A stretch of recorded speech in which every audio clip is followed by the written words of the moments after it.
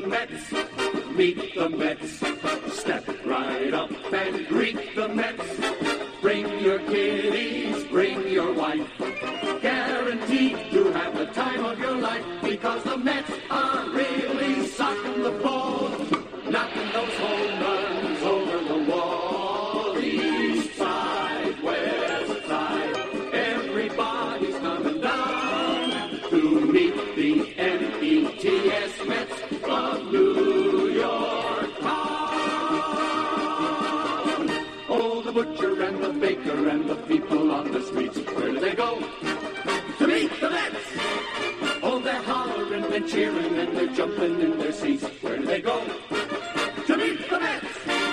All the fans are true to the orange and blue, so hurry up and come on down, 'cause we got ourselves a ball club, the Mets of New York town.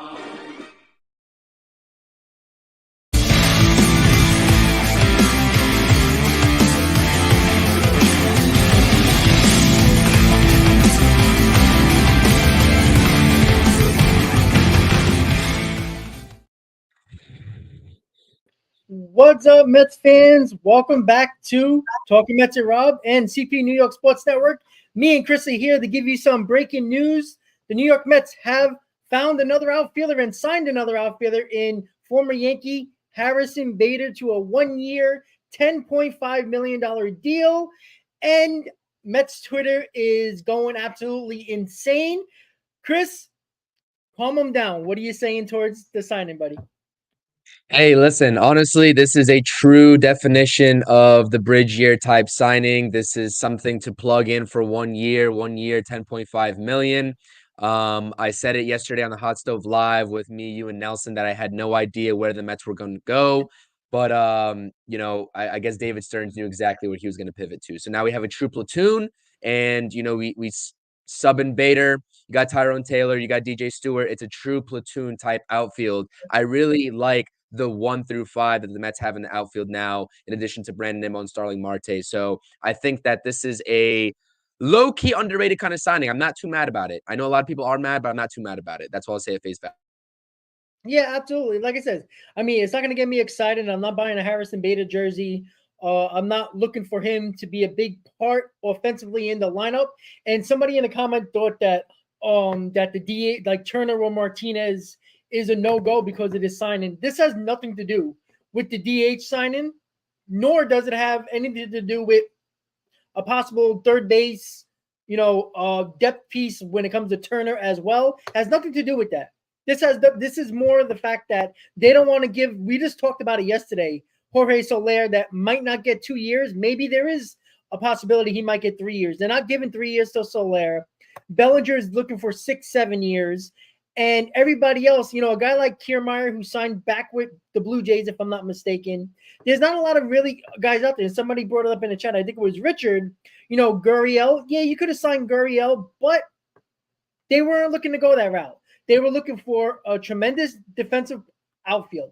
Like David Stearns, defensive runs saved is what he loves to look at. He's a defensive power type of GM, president of baseball ops, whatever you want to call him. That's what he did in Milwaukee, and he's doing the same thing with the Mets. Again, this is not saying he's not going to spend money. All right, you also have to spend money wisely. Again, Bellinger wasn't an option. Soler seeming like it wasn't an option. He's not a good defensive player. You're just getting him for his bat. And I'm not saying Harrison Bader is a good offensive player. He's not. I think he batted 220 last year. 232 last season. Yeah. He had 7 home runs. He had 20 stolen bases, but he only played in 98 games because he was hurt. He got traded. He got released by the Yankees. The Reds picked him up, and he did absolutely nothing for them. Batted 161. So we're not saying that this guy's going to be in the middle of your lineup. He's going to be an 8th or 9th in the lineup, guy that can, be a speed guy that, will show you a little bit of pop. He's about a 15 to 16 home run guy in a normal ballpark. But you know what? We saw what he did in the postseason with the Yankees. So he's a guy that steps up in the moment. And one thing I know for sure, he's going to give 150% every single time. He's a balls to the wall type of guy. He's a guy that is going to run through a wall for this team and do everything he can to be the best player on the field to what his capabilities are. And listen, I'm not mad about it. It's another move where the defense is getting better. And no matter who you bring in, pitching wise, you're going to need a good defense behind you. And defense and pitching really does help this team that was really having struggles last year, because the outfield defense, other than Nimmo, wasn't very good. You know, you had the good shortstop in Lindor. The defense up the middle was pretty solid. But other than that, the defense was an issue. And again, we don't know what Marte is going to be. I think, you know, we saw Marte started playing in the Dominican Winter League, got a base hit. You know, if he's half of what he was in 2022, it's a huge upgrade. And Chris, I don't know where this leads you when it comes to the DH situation, or you said it was going to be a platoon. I think they're going to give Bader the opportunity to start. I don't know how long that's going to last since he never stays healthy, but he's a solid option from where this team is going. And is this a true transition signing to a Drew Gilbert? Maybe they believe he's half a season away. He'll come up in June or July. What are you thinking in the Drew Gilbert aspect? Do they believe in him? Because it seems like they do. That's exactly what I'm thinking here too, especially with it being a 1-year deal. This is a true transition year in terms of getting Drew Gilbert ready. Like we said on the hot stove last night, we don't think Drew Gilbert's going to be ready by opening day, right? They're not going to rush him up. So whether it's midway through the season or towards the end of the season, or hell, even if Harrison Bader sticks it out the whole year for 2024 and Drew Gilbert comes up in 2025, that is something that this signing provides flexibility towards, right? And now my kind of curiosities here is with Harrison Bader being a plus defender, his arm strength, go look at his Baseball Savant page, his arm strength, his speed, his range of motion out there in the outfield. Are the Mets going to ride with him in center field, or are they going to stick with Brandon Nimmo in center field? And I truly think, based off of right now, given that Harrison Bader hasn't played 100 games, for a major league club since 2021, he's only done it in 3 of his first 7 seasons in his career so far. All of those seasons came with St. Louis. He hasn't done it recently. So to maximize his production, that's why I think that he's going to be a true platoon type player, to sort of get his legs from underneath him and give him that rest that he needs, especially if he's going to be platooning with a guy like Tyrone Taylor or DJ Stewart. So that's what I'm thinking. So like when Harrison Bader's on the field, does Brandon Nimmo move over? Let's not forget, we just signed Brandon Nimmo last offseason to a deal that was above market value for him because there was not many other center field options on the market, and the Giants were heavily after him. Are they going to go and move Brandon Nimmo to that left field spot? And we saw Brandon Nimmo move to that left field spot occasionally in the latter half of 2023. But given that Harrison Bader's only going to be here for 1 year, this sort of gets my sort of brain flow thinking that maybe they truly do believe in Drew Gilbert being that franchise center fielder, and this is the start of a transition from Brandon Nimmo from center field to left field. That's where my mind is heading at towards with the signing.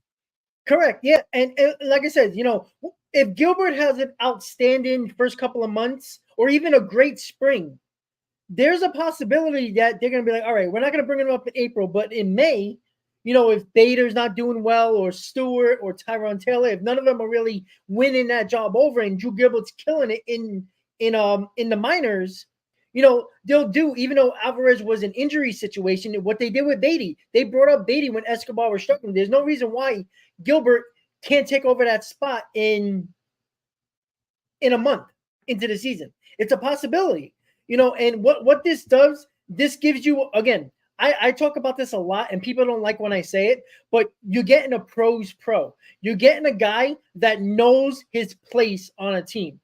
Harrison Bader is a team first guy.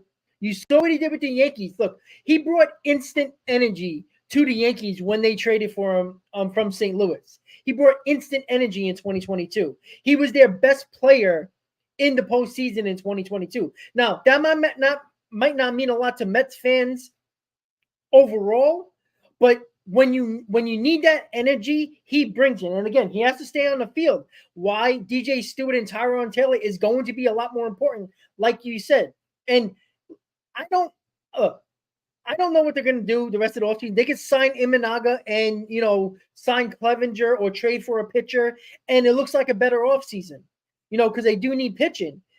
This signing is telling me that they're looking for predominantly defense. No matter what the starters they have going on the mound, they know that they're going to put a defense out there that is going to save runs. The Mets played around with the ball. Look at the defense last year. The amount of errors, the amount of games. Look at in June alone, and I bring up the Phillies game. The Mets were basically playing, hot potato with the baseball in that game. And they lost the game because of their defense. And in the month of June, they had one of the worst defensive teams in baseball. And most of the year, their defense was absolutely terrible.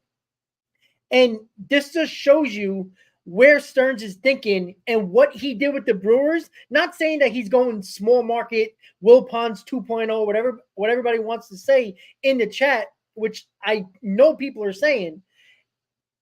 He's doing what was successful in Milwaukee on top of using the resources he is going to have to make this team even better when he thinks the signing is correct. He is not going to give a 6-year deal to somebody they don't believe in. If they don't believe in Jordan Montgomery, I don't have no problem them not signing him if they don't believe in him. He believes in two things: defense and power. He did that. All the players that he brought in from Milwaukee is defensive purposes, also versatility and power. Now, he hasn't brought in much power as of yet, and we'll see if he does that with another signing like DH. But that's what he does in Milwaukee, Chris. And there's nothing to kill anybody. Again, you said it, I said it, Nelson said there is no bad 1-year deal. No matter where you're looking for the team, transition year, going for it, because a 1-year deal tells you that, hey, these guys are looking for contracts, number one, another long-term contract or another contract for the following year, which is always a good sign. And on top of that, if they're bad, it's $10 million. It's not the end of the world. And you do have guys in the farm system that, if they perform, will take over that position next year if they're showing that they can take over. And that's the way I see it, Chris. Yeah, absolutely. You're absolutely right. This plays directly into the mold of what the Mets have been doing so far this offseason. They told you they're going to sign guys to short-term deals, and they have guys coming up. Not only Drew Gilbert, who's probably going to be that immediate impact, but you also have a player in Alex Ramirez in the minor leagues as well that is going to be vying for an outfield spot sometime soon as well. So, like I said, this is a true transition type signing, and I'm comfortable heading into the 2024 season with the 5 depth piece outfielders that the Mets have now accumulated. Starling Marte, if he's able to go back to 2022 Starling Marte, right? We'll see if 2023 was just a blimp in the road for him. Brandon Nimmo, who's very consistent, has been very consistent for the Mets. Harrison Bader, Tyrone Taylor, and DJ Stewart to round it all off. I'm perfectly fine with that outfield. I know it's not going to wow you in terms of the power category, but those are guys that you now have an everyday platoon. You have 4 outfielders that you can rotate in any sort of position that you now want to with those 4 guys. So they're not just locked in to a corner outfield spot or just center field. You have a platoon of guys that now you can go and put in at any sort of position, which I think is an underrated aspect. And this is David Stearns mimicking what he did in Milwaukee. You're absolutely correct. So like I said, we can all be quick to judge, but are we locked into Harrison Bader long term? No. Right? Yeah. The only guy that you would be locked into long term on this remaining outfield market to me is probably a guy like Teoscar Hernandez, and I don't think Cody Bellinger was an option from the start. So like Teoscar Hernandez would probably be commanding a 3 to 4 year deal. When you have a guy like Juan Soto directly hitting the market, presumably next offseason, if he doesn't re-sign with the Yankees this offseason, then that provides flexibility for the New York Mets. And I know that everybody in the comments is going to be like, why are we looking forward to 2025? Why are we looking at Juan Soto? But imagine if you go and sign a Cody Bellinger type this offseason just to sort of cure your sort of frustrations. Yeah, exactly. That takes you out of the running for Juan Soto next year. And everybody's going to complain and moan about why are we not in a Juan Soto next offseason? You know what I mean? So it's like, you guys want, like, everybody wants, as Mets fans, the best players available, right? But you have to sort of prioritize who you're going to go after and what year you're going to go after them in. And I know that we've been waiting for that big star signing in terms of the bat to come along. We missed out on Ohtani. We missed out on Manny Machado, waiting for him to hit the open market, and he re-signed with the Padres. But this Juan Soto situation I've been talking about for so long this offseason. And honestly, if foregoing Cody Bellinger this season means that we need to go, it means that we can go pursue Juan Soto next offseason, I'm all for it. Yeah. Teoscar Hernandez is a type of guy that I wanted as well, probably in line for a 3 to 4 year deal. That was a little bit maybe more realistic than a Cody Bellinger. But honestly, with the way this offseason has been playing out, with everything that the Mets told us before this offseason and all the moves leading up to this Harrison Bader signing, the Mets are sticking to their plan. And regardless of what the media says, regardless of what this Mets fan base says, they're not going to deviate away from that plan. And like you said, Harrison Bader is a type of sign that he's not going to wow you. We're not going to go buy a Harrison Bader jersey, but he does have a Carlos Mendoza link, right? Being with the Yankees last season. And he does, for lack of a better term, solve a lot of defensive problems that the Mets have had in recent or in 2023 at least, right? When you look at Jeff McNeil playing an outfield position and him bobbling the ball around, especially against an Atlanta Braves team a couple times there in that one particular game in 2023, you don't need to move an infielder to the outfield now. You have outfielders that can do their job, and they do their job very well. So that's what I like about this Harrison Bader signing. Yeah, and for everybody, and I know Richard's very upset. He's talking about give Bellinger $30 million. All right, who do you want? Do you want Bellinger and Pete Alonso, or do you want Soto or Pete Alonso? Because it's not going to be three of them. So you're telling me, Richard, that you want Bellinger for 6-7 years? Great. Then Pete Alonso is going to walk and you're going to sign Soto. Is that a better combination? Now you got to find the first baseman. Now you could say, okay, put anybody out there. Well, you might say that now until you don't like that person at first base. Again, there's a method to the madness here. You can't just sign Bellinger and think that, you have a rotation also to sign next year as well. We talked about that yesterday on the roundtable yesterday and Hot Stove. It's just that simple. The Mets are going to have the same problem next year with their rotation, depending on who they sign. So you got to sign, not only you got to sign 2 or 3 starters, maybe 2 starters next year, which are going to be mid-level to top of the line starters. You also got to sign Alonso, try to get Juan Soto, and oh, by the way, you have Bellinger's contract to worry about that you already signed. That's over $1 billion easily. And I'm not saying that Cohen can't do that. He can. But what are all the? Then you might as well start trading all your prospects because they're not. Where are you going to play them?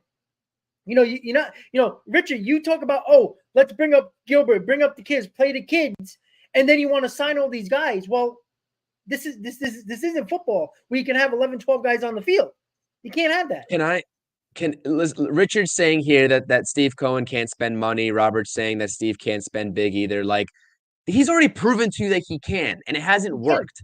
He gave Max Scherzer and Justin Verlander $40 million a year apiece. Like, he's paying over $100 million in luxury tax money alone. That's not even counting what the actual roster is. That's just money on top that he's getting penalized for.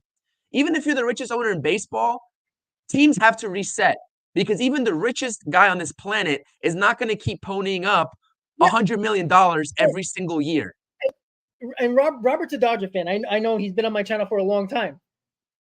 Let me ask you something. How many years have the Dodgers spent all this money? They resetted last year. And I guarantee you, Robert, you weren't happy that they only spent money on JD Martinez last year. Let Turner go. Didn't spend any money except for Martinez. Dodger fans were pissed. But they resetted for what?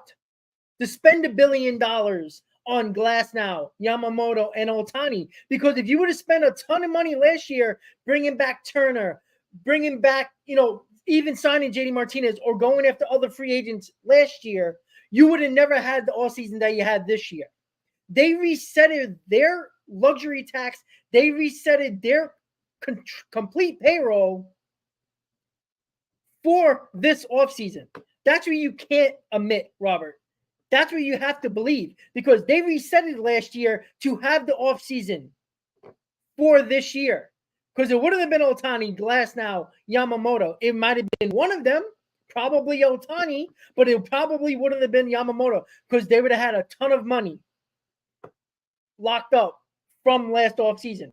They planned their offseason, the 2023, 2024, the 2024 offseason for last year. They set up that 100%. And that's what the Mets are trying to do. Again, if the Mets re-sign Pete Alonso next year, get Juan Soto, sign Corbin Burns, sign Walker Buehler, what Met fan is going to give a damn? Everybody's going to love it, but they're not going to talk about what they did this offseason that made next offseason matter. And again, we can talk about next season all you want. I still want to win this year. Like, I'm not going into the season saying, well, 70-win team. Oh, well, no, I'm not going to do that. I already paid my season ticket money. For everybody who thinks I don't have season tickets, I do. I go to about 60 home games a year. I go on the road. You guys know that. All the time to see this team, good or bad. I'm not one of those fans that don't show up and then hide in the corner and pop out when they're good. That's a fake fan to me, right? And there's a lot of them. Right. And I'm not saying you have to spend season tickets to be a fan. I'm not saying that at all. But I put in my money because I love the game of baseball. Because you know what? I had season tickets in 2015 when they were supposed to be bad. And guess what? You know how much my season tickets cost? How many people wanted to buy my tickets for triple the value in 2015 late in the season because they were good? The fact of the matter is, this team is getting better just by not making stupid signings. If they sign Blake Snell to 7 years, you know what? Some people might like it because it's a name they know and he won the Cy Young. But guess what? That's going to handcuff him probably getting Corbin Burns or a Walker Buehler or a top end of the rotation type of guy because that's what happens. You think if the Dodgers would have signed Turner, that they would have probably got Yamamoto and Glass now, and who knows what else? Probably not, because that would have been $250, $300 million to Trey Turner. And on top of that, with Otani, that's $1 billion right there. That would have been a problem for them. They set up last offseason by spending as little money as possible and still be a good team because nobody thought they were going to win the division. Nobody thought they were going to win 100 games, not even Dodger fans. Don't let them tell you, and don't let Robert tell you that he believed that because he thought the Dodgers are going to win every year. And there's still a team that chokes in the playoffs with all that extra Freeman and all the getting Betts and all those guys. They were one of the better teams in baseball. Yet they still don't find a way to win a World Series. And you know what? There's all the pressure in the world for the Dodgers now because they set up last offseason for this offseason. If they don't win, guess what? Is it worth it? Now, they got a long time to win, but that doesn't mean it's going to win. This is baseball in 2023, 2024. Guess what? You got to make a run. You got to be hot at the right time, Chris. Yeah, Explosive says you got to have insurance. You can't trust Marte to stay healthy. That's why I think that even if you can't trust Bader to stay healthy, even if you can't trust Marte to stay healthy, Nemo has had an injury history before. These three guys combined, plus Tyrone Taylor and DJ Stewart, creates a platoon where these guys don't have to play every day. You can give them rest in between, and you can save their legs from with under them. That's what I like this sort of platoon that's going on in 2024, right? Like, my expectations were high at the beginning of the offseason. I thought the Mets were going to be very aggressive in terms of the bigger name free agents. I've already accepted that that's not a thing anymore.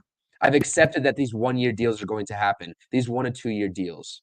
So that's the lens that I'm talking about this team in. I think a lot of people in the comments are still talking about through a lens that the Mets are still after these high-end free agents in this offseason. I think that once people start to let that go and they realize how this roster forms on the 1 to 2 year deals with the Mets' plan in place, and I'm not sure everyone's not going to get it because it's not for everybody. Everybody wants the Mets to spend big. They want to spend big all the time. I understand But they're the first ones to complain when it doesn't go well. Exactly. Like, we spent $40 million on Justin Verlander and Max Scherzer. That, how did that work out? Okay, so you want them to repeat that sort of process with these pitchers like Blake Snell and Jordan Montgomery, albeit they're younger. They're not aces. They're going to want ace-type money, and they are not aces.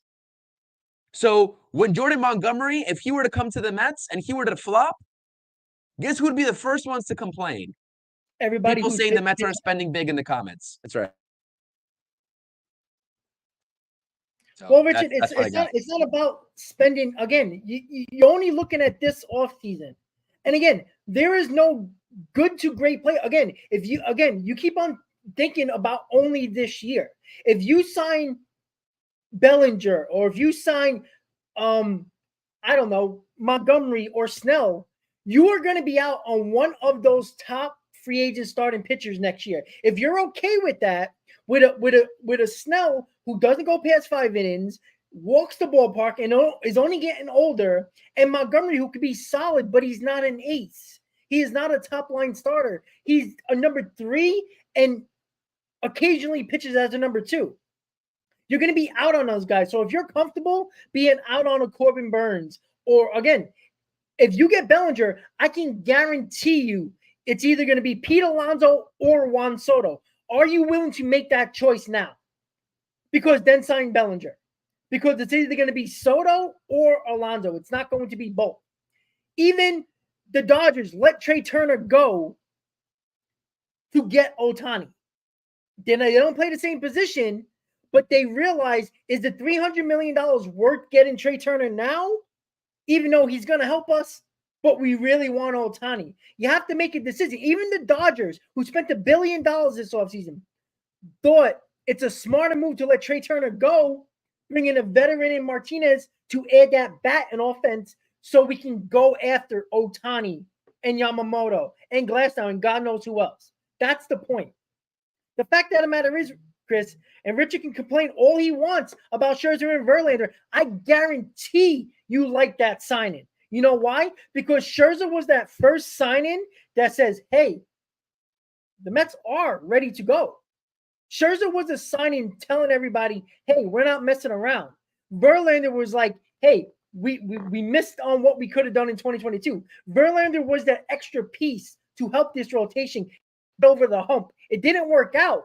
But let's not act like people were complaining that they were signing these guys, because nobody was. Let's be honest. Well, there was no, and DeGrom walked. So if DeGrom walked and Verlander never signed, then you'd have an angry fan base. I can promise you that. So I just don't understand the whole, like, hindsight is always 2020. We all know that. But let's not act like everybody in the comment section, including ourselves up here, weren't happy when Scherzer and Verlander signed. Like, that is absolutely the case. I completely agree with you. Yeah, and Richard, again, it's not comparing Turner or Alonso. It's the fact that the Dodgers made a decision. It's either going to be, if they thought Ohtani Yamamoto, then if they signed Turner last offseason, one of those guys were going to be a no-go.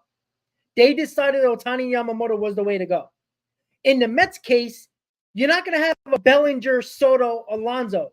It's just not happening. Along with the Lindor $300 million contract. You're not having four $300 million plus contracts on your roster. It's not happening. Even the Dodgers not doing that. The fact is, if you want Bellinger now, pick between Juan Soto or Pete Alonso, because that's the case. The Mets are choosing Pete Alonso. I guarantee you they're choosing Pete Alonso. Their plan this offseason is probably, okay, Pete, for position player-wise, Pete Alonso and Juan Soto. That's their goal. Now, it might not happen, but that's what they're planning.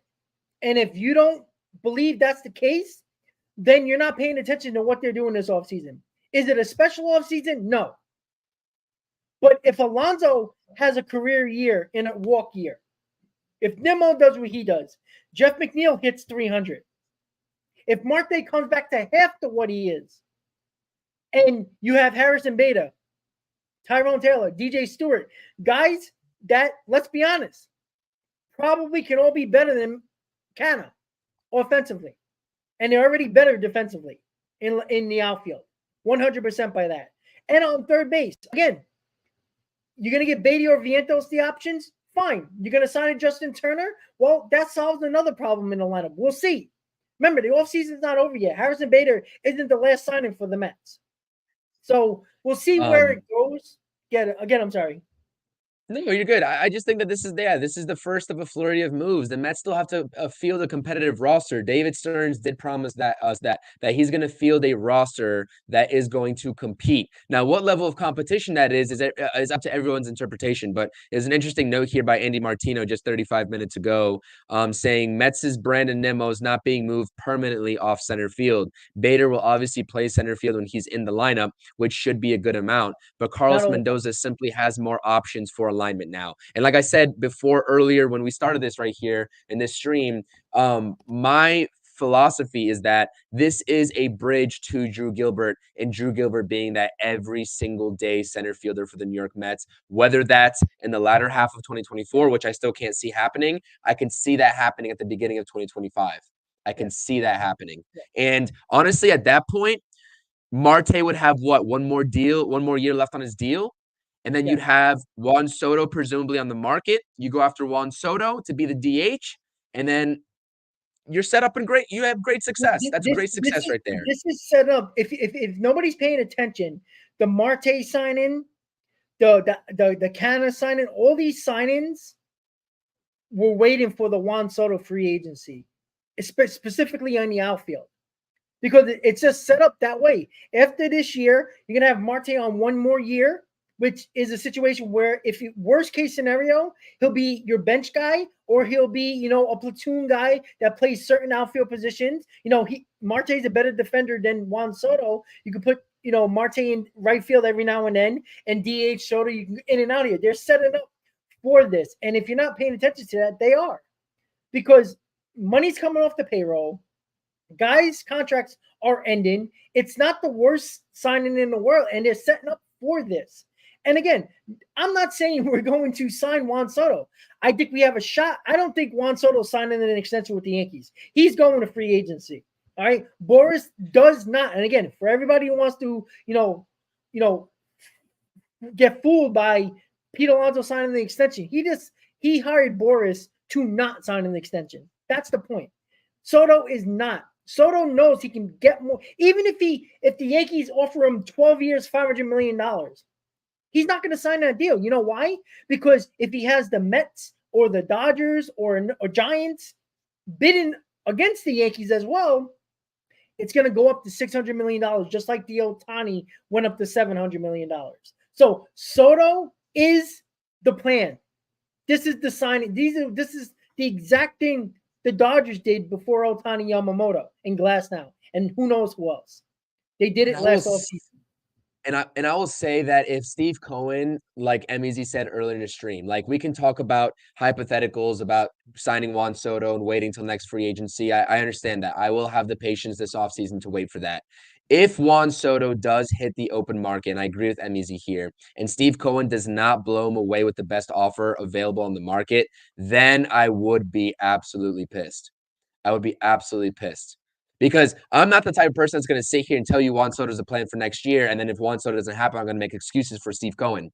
Oh, there is no excuse. I just can't do that. There's no excuse at that point. There's no excuse. So if Juan Soto hits anything possible to get Juan, I don't care if it's $200 million.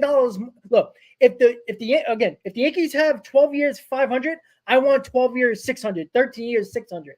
There is no excuse, Chris. 100%.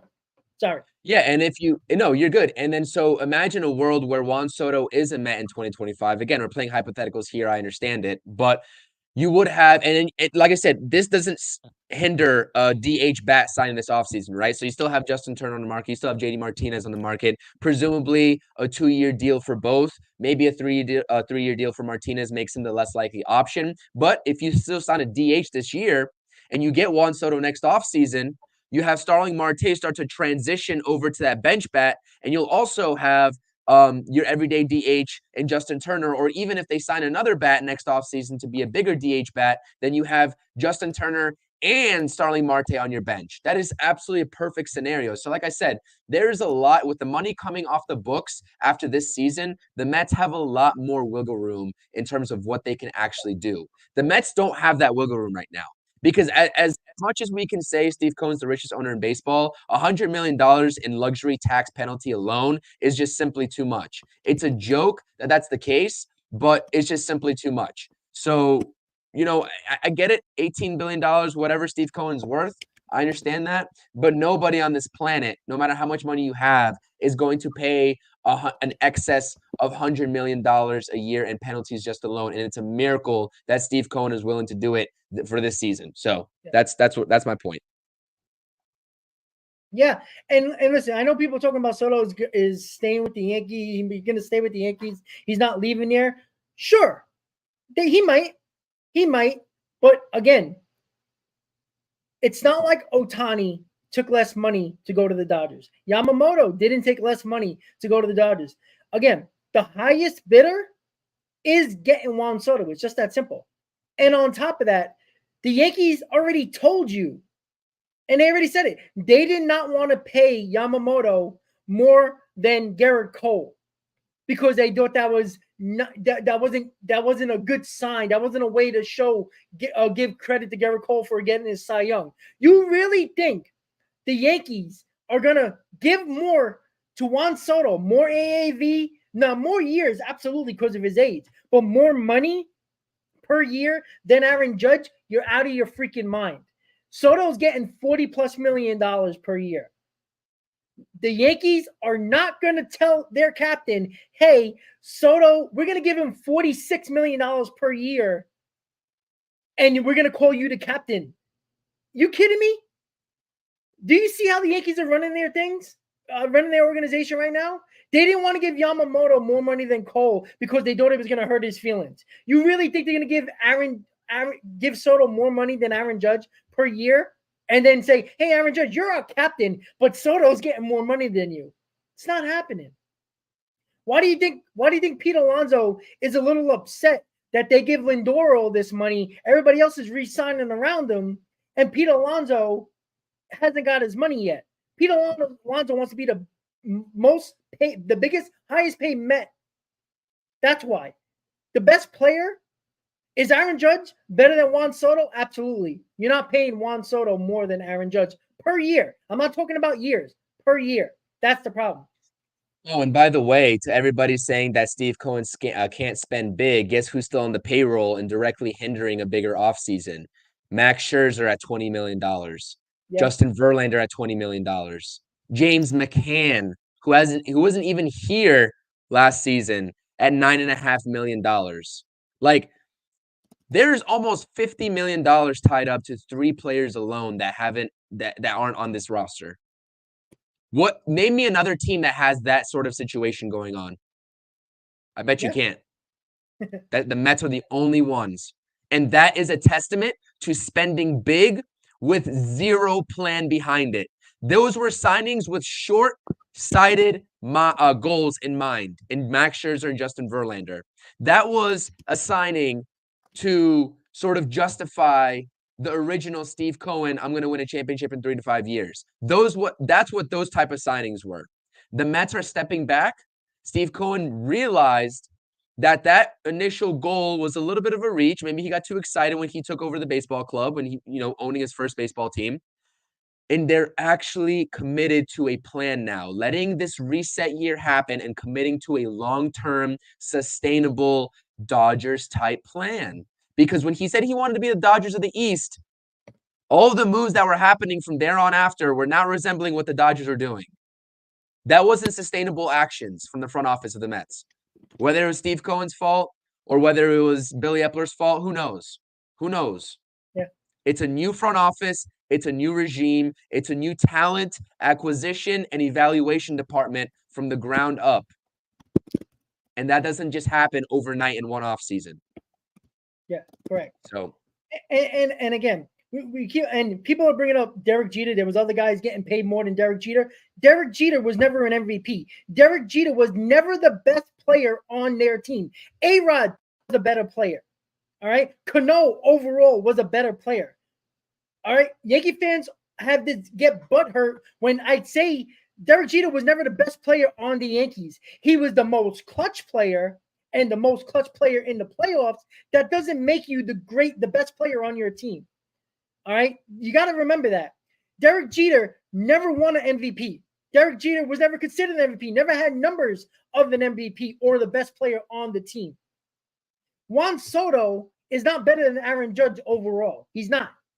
Aaron Judge is a 5-tool player, overall great player. Defense, power, average, even stolen bases. Soto is not better than Aaron Judge. And Soto is going to get paid more, again, not the years because of his age. Average annual value, he's going to get over $40 million. The Yankees are not giving him more than that. Now, they might extend the years and probably go $39, $38 million per year. They might give 13 years, but they're not giving more than Aaron Judge. I'm telling you this, guys, right now. 100% right now, it's not going to happen. All right, guys, so let's finish it up. Chris, I'm going to give you a final word since we talked about it. 1 year, $10.5 million to Harrison Bader, looking like he's going to be the left fielder. He will spill Nimmo every now and then to protect Nimmo and his injuries that are worrisome considering he signed a big contract. Give me your final thoughts on the move, and what do you think is next? Yeah, I like this move a lot. I truly do. It's a 1-year bridge type deal. He's a solid major leaguer when he's healthy. Obviously, the sample size hasn't been there the last couple of seasons, only playing in 98 games last season.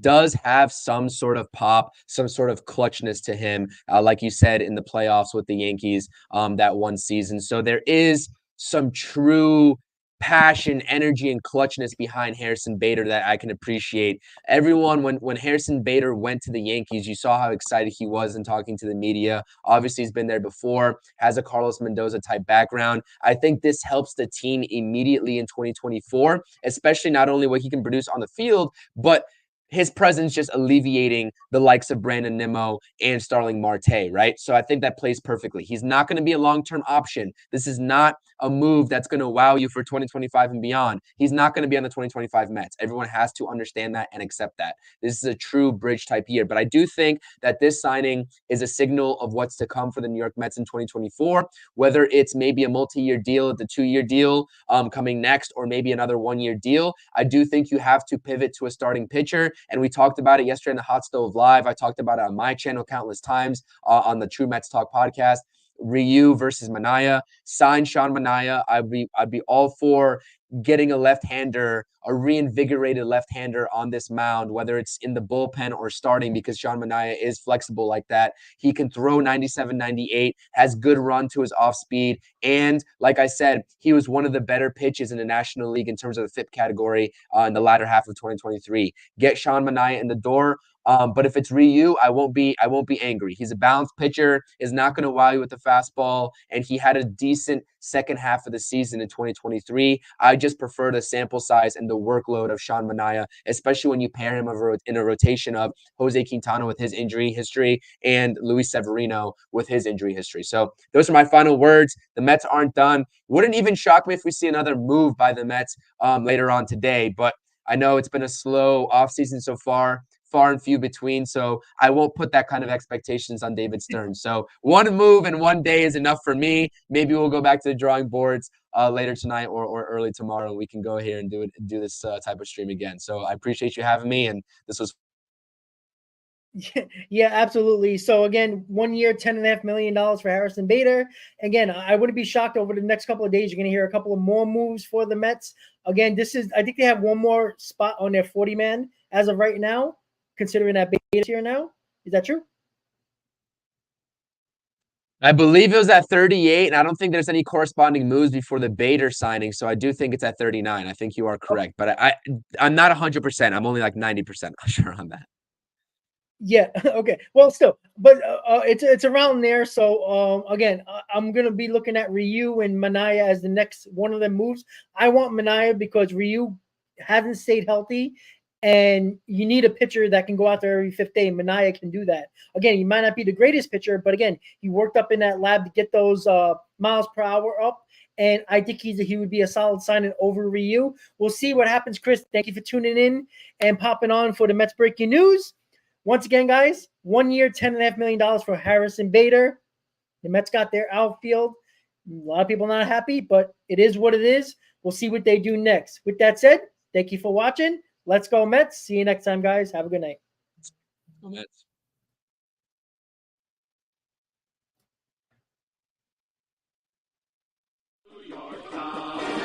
Give 'em a